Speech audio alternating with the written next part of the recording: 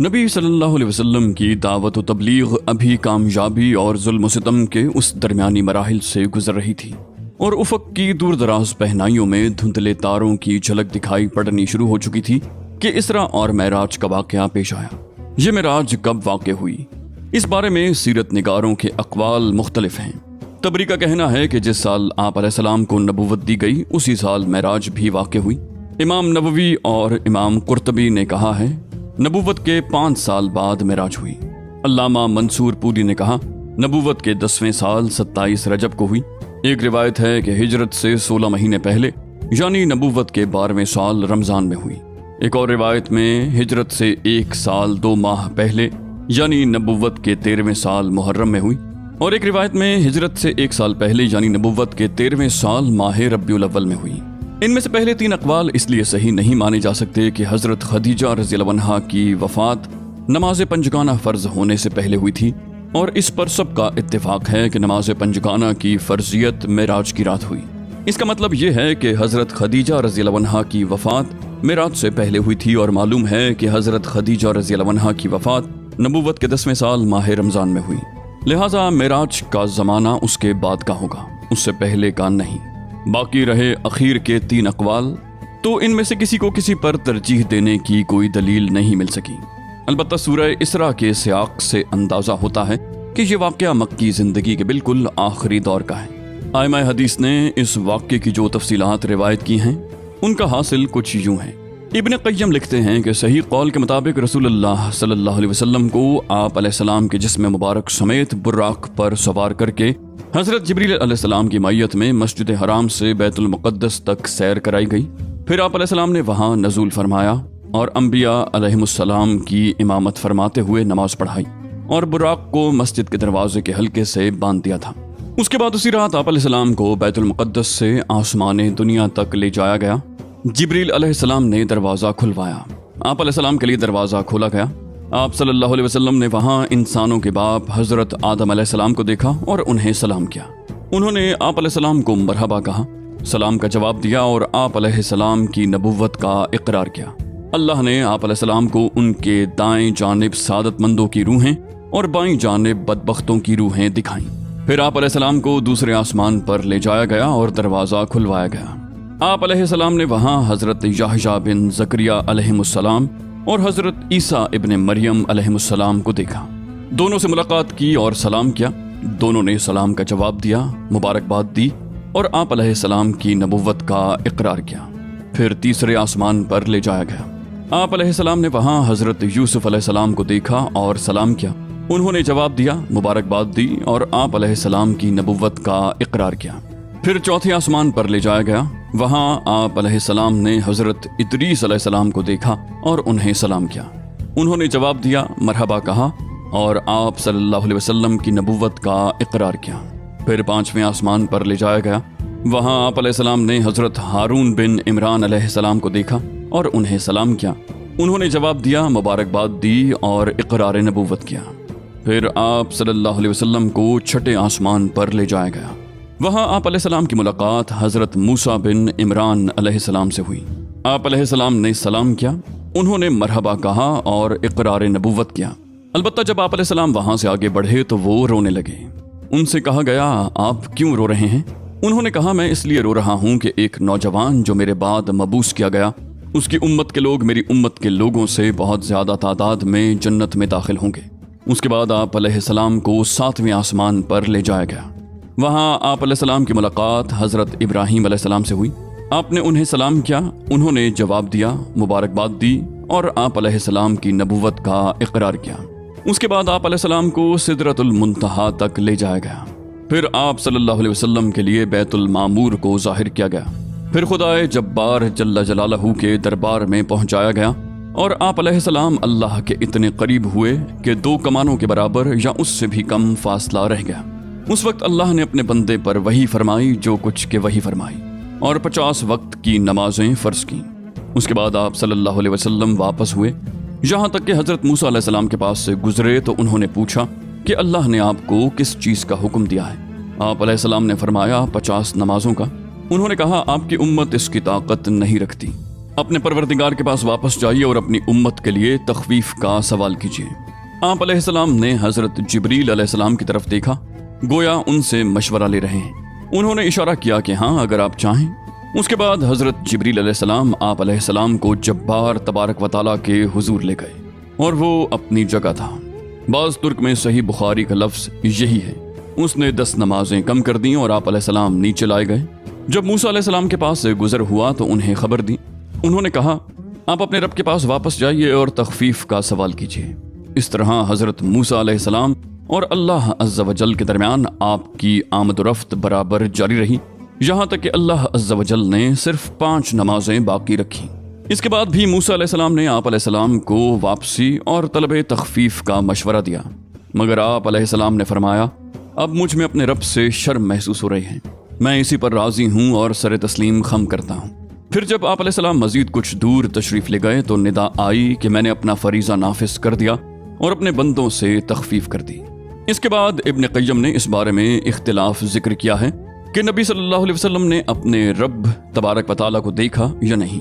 پھر امام ابن تیمیہ کی ایک تحقیق ذکر کی ہے جس کا حاصل یہ ہے کہ آنکھ سے دیکھنے کا سرے سے کوئی ثبوت نہیں اور نہ کوئی صحابی اس کا قائل ہے، اور ابن عباس سے مطلقاً دیکھنے اور دل سے دیکھنے کے جو 2 قول منقول ہیں ان میں سے پہلا دوسرے کے منافی نہیں۔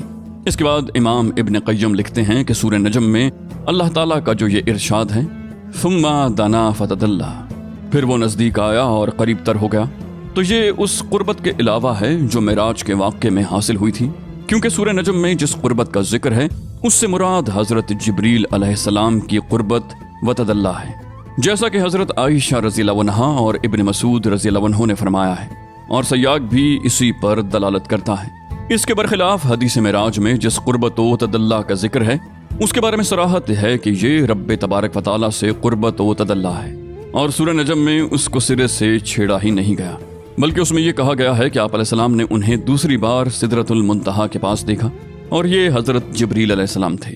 انہیں آپ علیہ السلام نے ان کی اپنی شکل میں 2 مرتبہ دیکھا تھا، ایک مرتبہ زمین پر اور ایک مرتبہ سدرۃ المنتہا کے پاس، واللہ عالم۔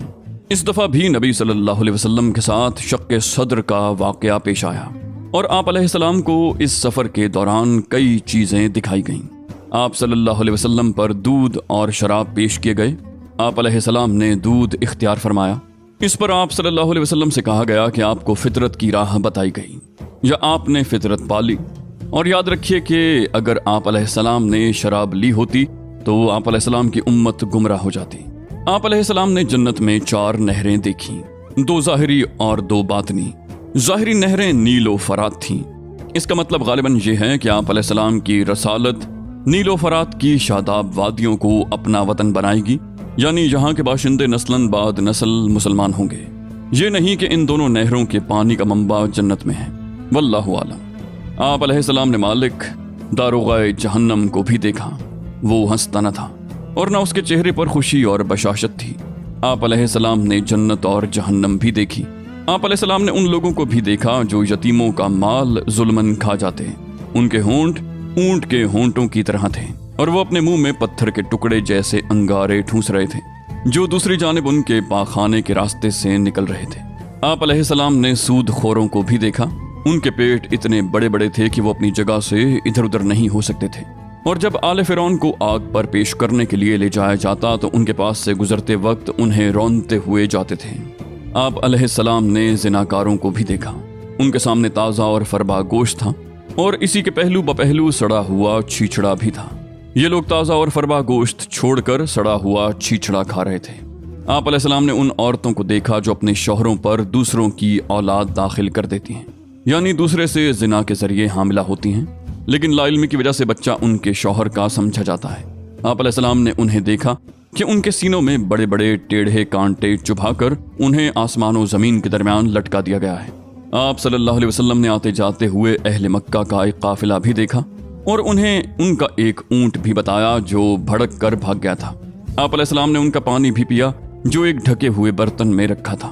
اس وقت قافلہ سو رہا تھا، پھر آپ علیہ السلام نے اسی طرح برتن ڈھک کر چھوڑ دیا، اور یہ بات معراج کی صبح آپ علیہ السلام کے دعوے کی صداقت کی ایک دلیل ثابت ہوئی۔ علامہ ابن قیم فرماتے ہیں کہ جب رسول اللہ صلی اللہ علیہ وسلم نے صبح کی اور اپنی قوم کو ان بڑی بڑی نشانیوں کی خبر دی جو اللہ عز و جل نے آپ علیہ السلام کو دکھائی تھیں، تو قوم کی تکذیب اور اذیت اور ضرر رسانی میں شدت آ گئی۔ انہوں نے آپ علیہ السلام سے سوال کیا کہ بیت المقدس کی کیفیت بیان کریں۔ اس پر اللہ نے آپ علیہ السلام کے لیے بیت المقدس کو ظاہر فرما دیا اور وہ آپ علیہ السلام کی نگاہوں کے سامنے آ گیا۔ چنانچہ آپ علیہ السلام نے قوم کو اس کی نشانیاں بتلانا شروع کی اور ان سے کسی بات کی تردید نہ بن پڑی۔ آپ علیہ السلام نے جاتے اور آتے ہوئے ان کے قافلے سے ملنے کا بھی ذکر کیا اور بتایا کہ اس کی آمد کا وقت کیا ہے۔ آپ علیہ السلام نے اس اونٹ کی بھی نشاندہی کی جو قافلے کے آگے آگے آ رہا تھا۔ پھر جیسا کچھ آپ علیہ السلام نے بتایا تھا ویسا ہی ثابت ہوا، لیکن ان سب کے باوجود ان کی نفرت میں اضافہ ہی ہوا اور ان ظالموں نے کفر کرتے ہوئے کچھ بھی ماننے سے انکار کر دیا۔ کہا جاتا ہے کہ ابو بکر رضی اللہ عنہ کو اسی موقع پر صدیق کا خطاب دیا گیا کیونکہ آپ نے اس واقعے کی اس وقت تصدیق کی جبکہ اور لوگوں نے تکذیب کی۔ معراج کا فائدہ بیان فرماتے ہوئے جو سب سے مختصر اور عظیم بات کہی گئی وہ یہ ہے، ارشاد باری تعالیٰ ہے تاکہ ہم آپ کو اپنی کچھ نشانیاں دکھلائیں، اور انبیاء کرام کے بارے میں یہی اللہ تعالیٰ کی سنت ہے۔ ارشاد ہے، اور اسی طرح ہم نے ابراہیم کو آسمان و زمین کا نظام سلطنت دکھلایا تاکہ وہ یقین کرنے والوں میں سے ہو، اور موسیٰ علیہ السلام سے فرمایا تاکہ ہم تمہیں اپنی کچھ بڑی نشانیاں دکھلائیں۔ پھر ان نشانیوں کے دکھلانے کا جو مقصود تھا اسے بھی اللہ تعالیٰ نے اپنے ارشاد کے ذریعے واضح فرما دیا تاکہ وہ یقین کرنے والوں میں سے ہوں۔ چنانچہ جب انبیاء کرام کے علوم کو اس طرح کے مشاہدات کی سند حاصل ہو جاتی تھی تو انہیں عین الیقین کا وہ مقام حاصل ہو جاتا تھا جس کا اندازہ لگانا ممکن نہیں، اور یہی وجہ ہے کہ انبیاء کرام اللہ کی راہ میں ایسی ایسی مشکلات جھیل لیتے تھے جنہیں کوئی اور جھیل ہی نہیں سکتا۔ در حقیقت ان کی نگاہوں میں دنیا کی ساری قومیں مل کر بھی مچھر کے پر کے برابر حیثیت نہیں رکھتی تھیں، اس لیے وہ ان قوتوں کی طرف سے ہونے والی سختیوں اور ایذا رسانیوں کی کوئی پرواہ نہیں کرتے تھے۔ اس واقعہ معراج کی جزیات کے پس پردہ مزید جو حکمتیں اور اسرار کار فرما تھے ان کی بحث کا اصل مقام اسرار شریعت کی کتابیں ہیں۔ البتہ چند موٹے موٹے حقائق ایسے ہیں جو اس مبارک سفر کے سرچشموں سے پھوٹ کر سیرت نبوی کے گلشن کی طرف رواں دواں ہیں، اس لیے مختصراً انہیں بیان کیا جا رہا ہے۔ آپ دیکھیں گے کہ اللہ تعالیٰ نے سورہ اسراء میں اسراء کا واقعہ صرف ایک آیت میں ذکر کر کے کلام کا رخ یہود کی سیاہ کاریوں اور جرائم کے بیان کی جانب موڑ دیا ہے۔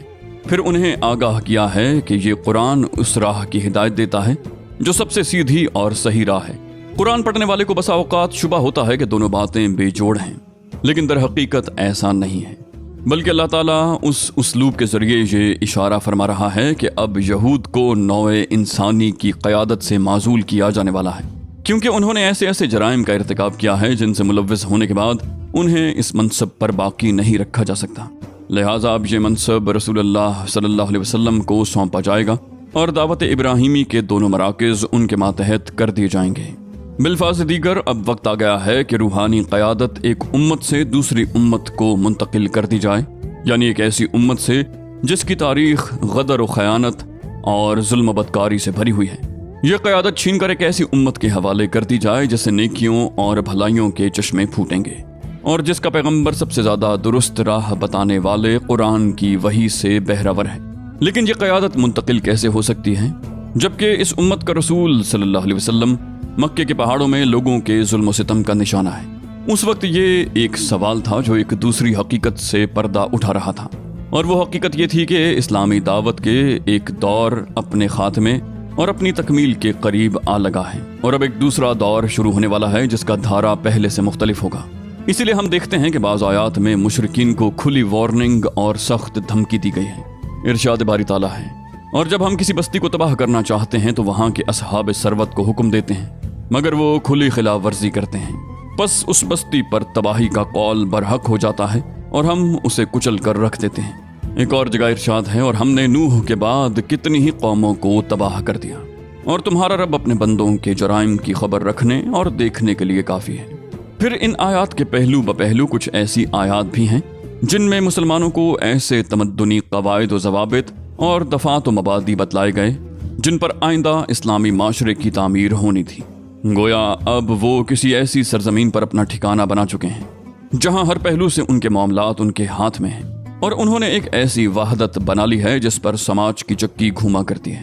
لہٰذا ان آیات میں اشارہ ہے کہ رسول اللہ صلی اللہ علیہ وسلم عنقریب ایسی جائے پناہ اور امن گاہ پالیں گے جہاں آپ علیہ السلام کے دین کو استقرار نصیب ہوگا۔ یہ اسراء و معراج کے بابرکت واقعے کی تہ میں پوشیدہ حکمتوں اور راز ہائے سربستہ میں سے ایک ایسا راز اور ایک ایسی حکمت ہے جس کا ہمارے موضوع سے براہ راست تعلق ہے، اس لیے ہم نے مناسب سمجھا کہ اسے بیان کر دیں۔ اسی طرح کی دو بڑی حکمتوں پر نظر ڈالنے کے بعد ہم نے یہ رائے قائم کی ہے کہ اسراء کا یہ واقعہ یا تو بیعت عقبہ اولیٰ سے کچھ ہی پہلے کا ہے یا عقبہ کی دونوں بیعتوں کے درمیان کا ہے۔ واللہ اعلم۔